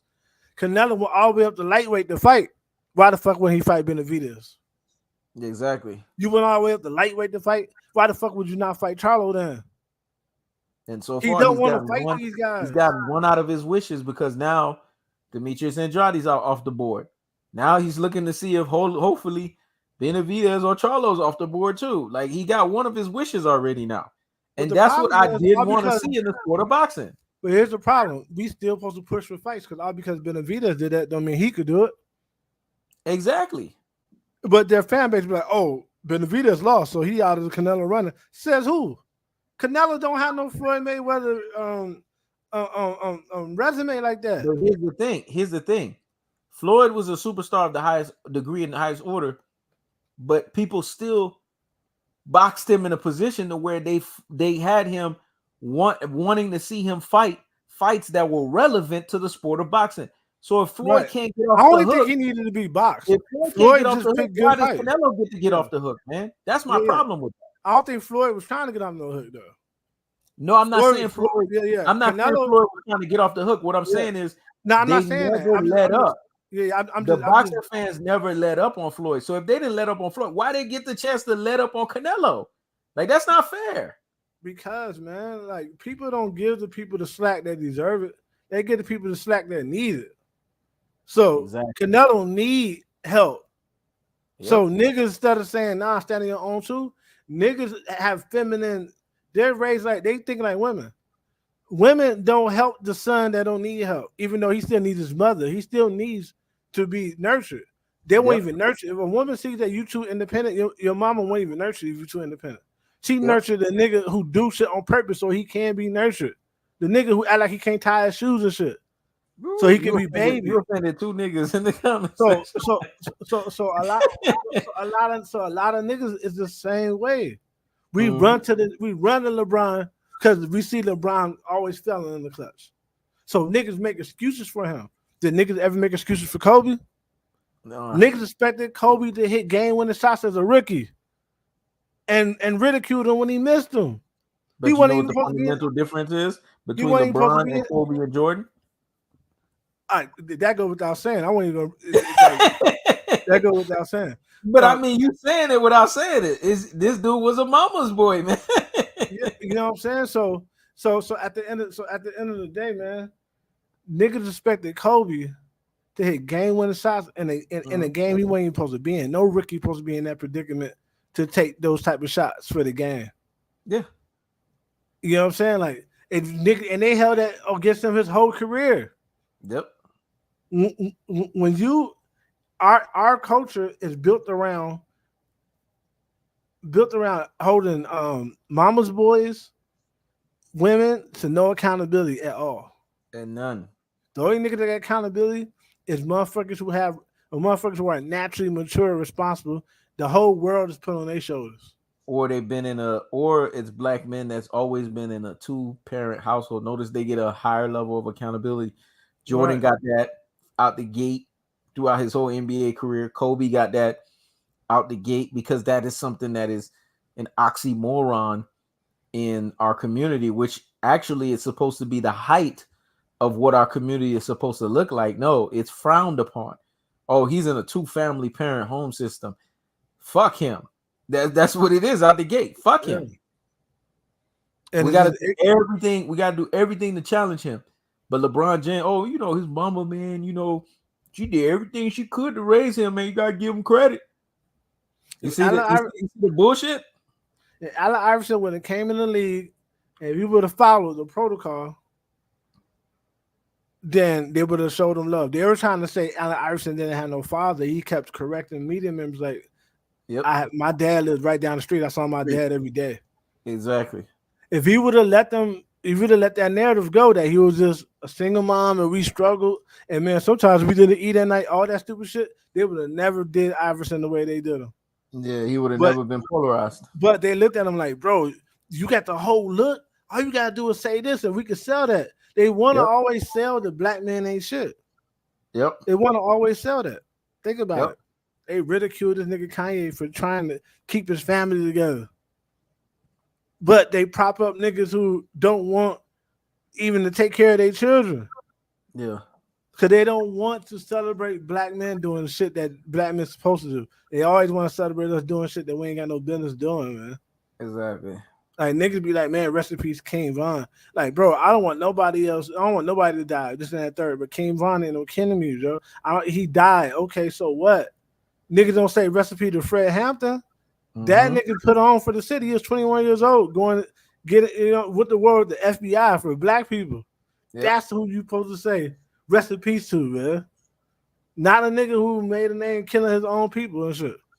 Yep. And trust me, I'm from the city. They kill each other. It don't have nothing to do with no drugs. They don't got shit to do with getting no money. These niggas be killing each other over fucking each other. This is the stupid shit. Yep. And rap songs, man. Not that if it was over drugs, it'll be any better. But at the end of the day, it'll be understandable because it's like you guys are trying to make away from yourself.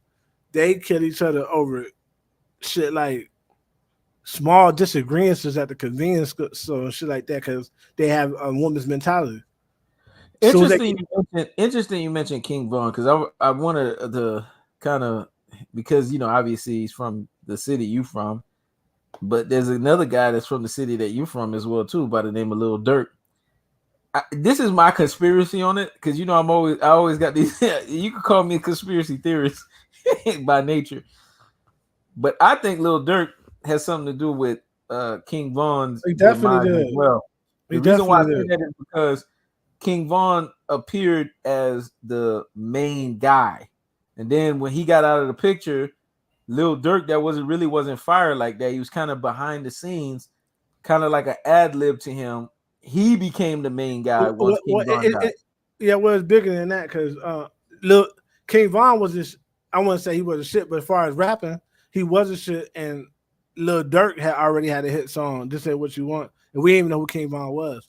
Lil Durk came on with the jail and shit, fighting the murder. And when he came home, when he dropped that song, he blew up and he went past Lil Durk.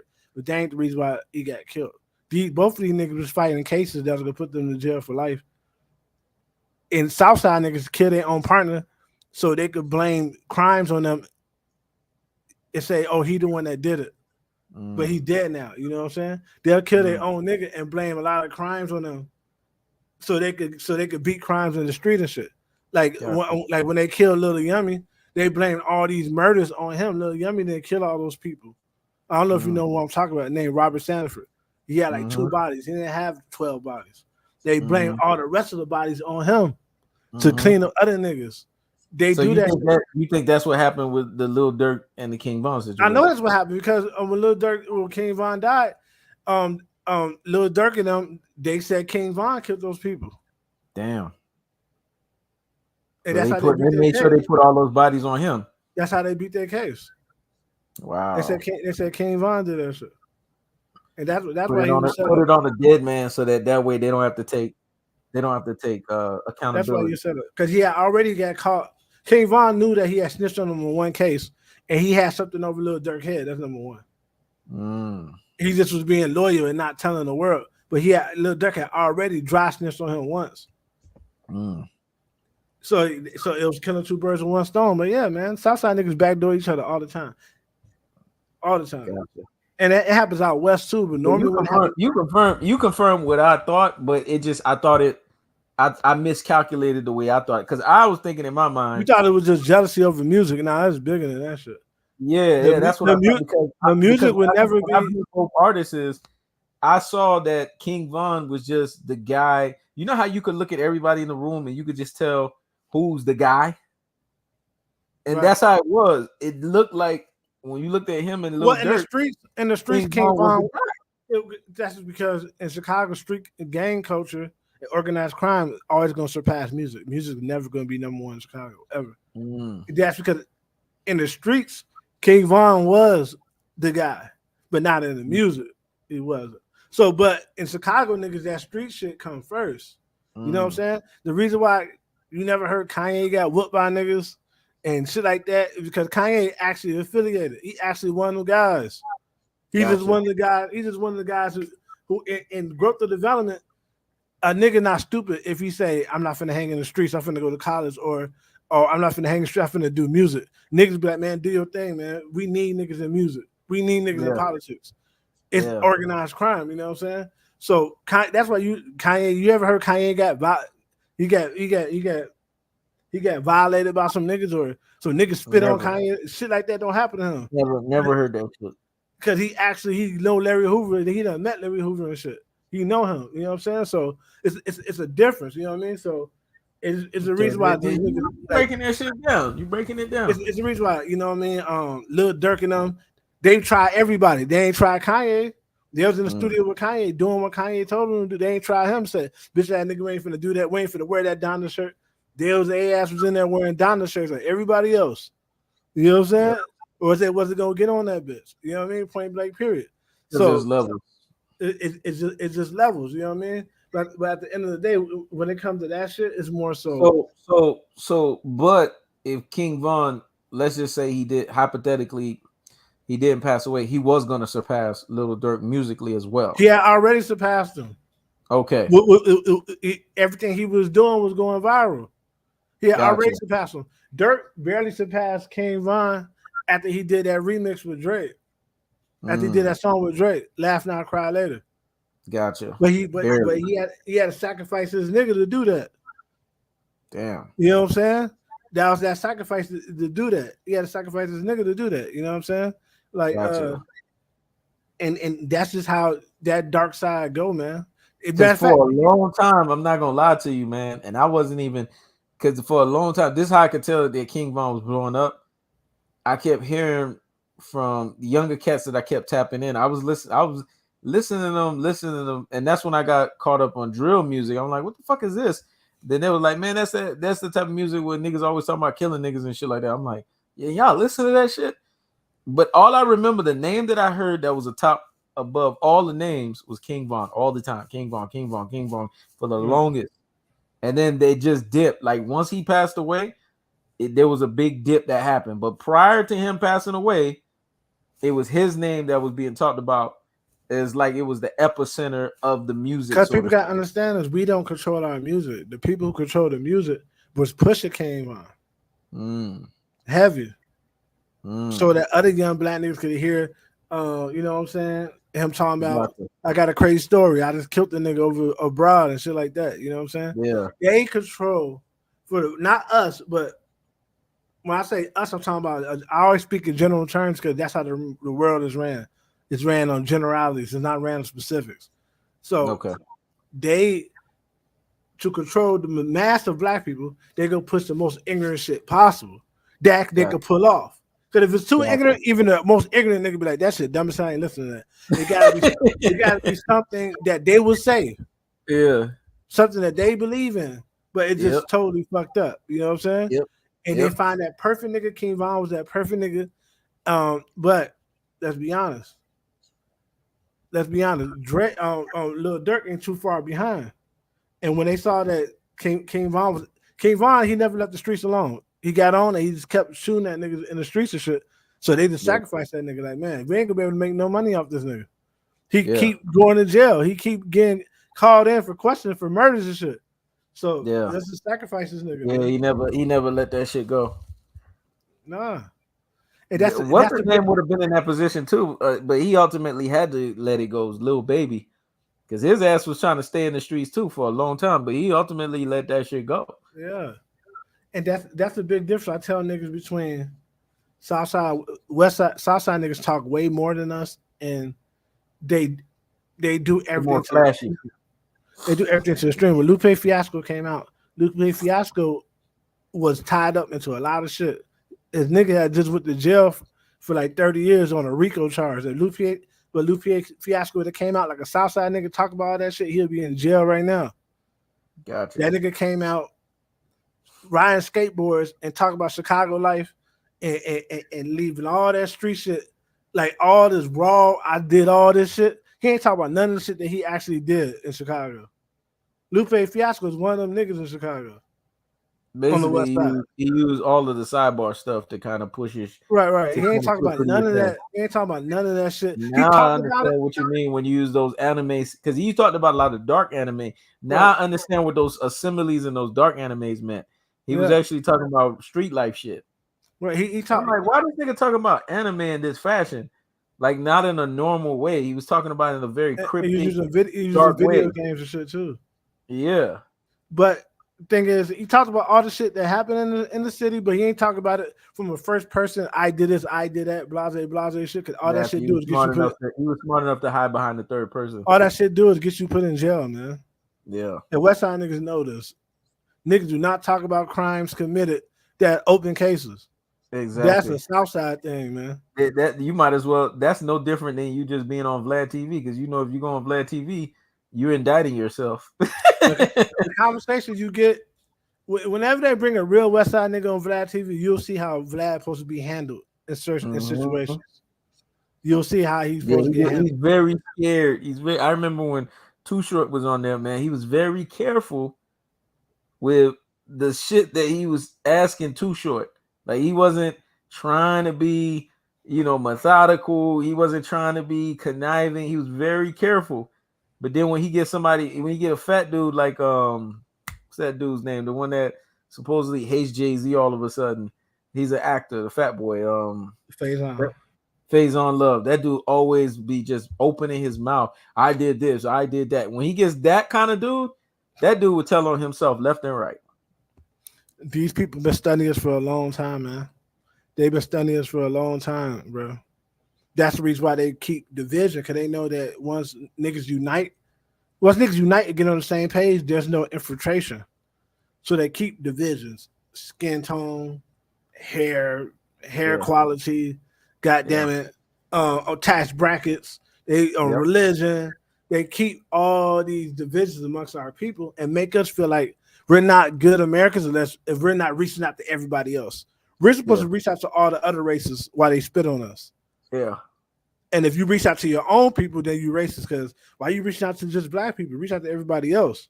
But that's not how the world works. Honestly, I haven't talked about it. Reach out to Chinese people. All Japanese people reach out to Japanese people. That's how they do it.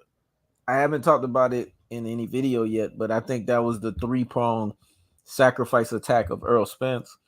The first one was when he started talking publicly in favor of Deontay Wilder. But I feel like the beginning of when they really started like saying, okay, we got to put a red flag on him, was when he started talking about Vlad TV. When they asked him, hey, you ever gonna go on Vlad TV to be interviewed? Like, why would I go there? It's a setup. Like, I felt like he had a bullseye on his back for saying that shit. Yeah, because he has a young demographic as well, and now you're making that young demographic look at Vlad TV the wrong way, and Vlad TV is one of their main. He's one of their main agents, so he can't be disparaged. Okay, every time I drop a video about Vlad TV, wherever my viewership at, it drops all the way down to like just 30 a day or some shit. But I keep doing it because it's the truth. Yep. I keep doing it because it's the truth. But that's how they punish you. Yeah, they do punish you. I remember when I said some cryptic shit about Jay-Z, man, I started getting some shit on my channel. I was like, damn, this dude is... People ain't lying about how powerful this dude is. This dude's very powerful, man, because these motherfuckers coming at me left and right, just saying one or two. Like when I said he was connected to R. Kelly, whoo, man, I was getting ready to break some shit. I left that shit alone, man. I said, fuck it. It ain't even worth it, man. I left that shit alone. I was getting ready to do a 7-part layer of why he was connected to the shit. And the reason, and it's funny now because he's also connected to Tory Lanez. You see what I'm saying? So now there's a connection. I was getting ready to bring the connection and tie it together. And I think they saw that and whoever his people are, they're so connected up the ladder in the YouTube umbrella that man, I started getting hit. I got one more strike, and we're gonna delete your channel. I was like, all right, fuck this shit. I just said, fuck this shit, man. It ain't even worth it. So I just left it alone, all the way together. I left that shit alone. Yes, sir, right. Man. Yeah, you right about that. But man, you confirmed my suspicion on the whole King Von thing, because I did have questions about that. Definitely set up. Who else? Nipsey Hussle was set up too. Yeah, that's not how. The King Von shit was more believable than Nipsey. The Nipsey Hussle shit is unbelievable. Yeah. Niggas like Nipsey Hussle do not get killed in that manner in their neighborhood unless somebody. Because all of a sudden he passes away, and then this bald-headed motherfucker, I keep forgetting his name. Big U. He shows up on YouTube, and now he's like the it guy. He wasn't the it guy when Nipsey Hussle was alive. None of them niggas was. None of them niggas was, because they kind of connect to the youth. The problem is this: niggas like that don't get hit in their own neighborhoods like that unless somebody approve of it and say, yeah, you could do that. Yep. Dude was sent to do that. And he lived enough. He lived long enough to get apprehended by the police. Mm-hmm. Come on, but in the Chicago culture, it don't even need to be approved. It's just your niggas just it depends. On the south side. Yeah, it depends. When you're dealing with real organized crime, it do need to get approved, or you'll get killed too. Okay, gotcha. Southside niggas just be killing niggas all willy-nilly and shit. That's why they can't get no money out there. Gotcha. They can't get no. That's why they be doing it off a lot of dumb shit. They be stealing from old ladies and shit. There ain't no hustle out there because nobody wants to do business with a Southside nigga. Because you can't trust it. You know what I'm saying? Like, niggas don't understand. Lupe Fiasco was way more deeper in the streets than any of them Lil Durk. All them niggas, all them niggas who rap drill all grew up together and went to grade school together. Yeah. And YouTube came out and YouTube made these niggas become enemies. Because if a nigga song bigger than theirs, they'll go and kill the nigga. Yeah. It's not even really about gang shit. It's about these niggas kill each other over music and fucking each other. Who was the rapper that left Chicago because he was like, fuck this shit, I ain't gonna get killed. I think he was one generation, he was just a few years. Chief Keef, there you go. He was a few years above them. Yeah, Chief Keef. They all grew up together. These niggas all grew up in the same, all in a 10-block radius. Damn. All the shit people think they know about Chicago is not even Chicago. That's a neighborhood that y'all think is Chicago. Boy, you can't just run down the street with no fully automatic weapon on the west side and have police come through that bitch and fuck up all these niggas selling drugs and all. You gonna have to answer somebody for doing that. Mm-hmm.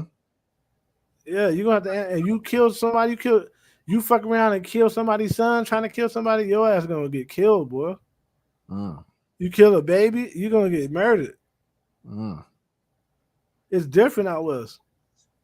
And not murdered in broad daylight. You niggas and people never gonna hear from you again. So all the shit that you see when you see gun violence, you see deaths, tolls, high, whatever, all that shit is Southside. But they show on the news. No, all the outlandish shit is Southside. Okay. No, more niggas get killed out west than out Southside. What I'm saying is more senseless violence and murder happen on the Southside. Gotcha. The west side is more organized crime. Niggas trying to take over a certain block for drugs to sell drugs. That's different. That's like that shit that we see every day out west. You could just be on the corner, you could just be outside and see niggas run up and rob niggas and basically take their block from them and shit. That shit happens. But we don't see niggas jumping out on old ladies and knocking them out, taking their purses and shit. That's not gonna happen out west. Somebody gonna get killed behind that shit. Gotcha. You hit the wrong nigga mama trying to rob her, you gonna fuck around and get killed. You gonna get somebody in your family killed too doing that shit.